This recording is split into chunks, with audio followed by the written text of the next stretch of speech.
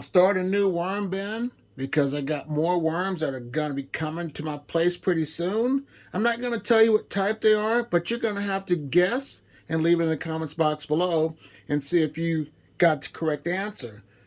But what I have done, I invested into another tote. It's a 17-gallon tote. It's made in America. And I like this because it's not too deep and it's not too shallow.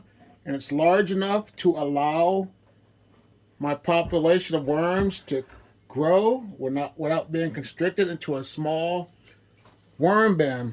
And I don't like really deep worm bins because I don't like to bend over because I'm old and I got to save this back. But what I'm going to do, I'm going to not drill any holes in this tote here because I no longer drill holes. I just use one tote. I'm going to drill holes in my lid for ventilation. And I got my bedding soaking right now. It's cardboard, some shredded newspaper, and some egg cartons. So the next step I need to do right now is to drill some holes in this worm bin, and I'll get right back with you. All right, I got the lid drilled. The holes are in it.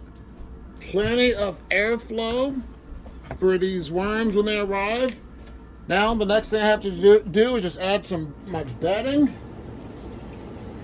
Like I said, it's going to be my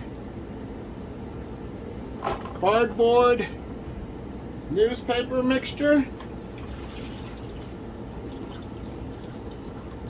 It's moist. I give them a good environment to be able to absorb the moisture into their skin, which worms need water to survive. So let me finish this up. The bedding's in there. It's not too deep. I'm not going to add any soil to this because once my worms arrive, they will have all the microbes that they need with their bedding. But what I'm going to do is add some grit and some grounded up eggshells to help with their digestive system.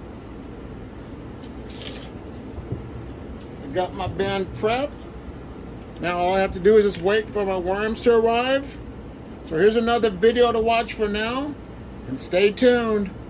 Thanks for watching. Like, subscribe, share, and have a great day. Bye.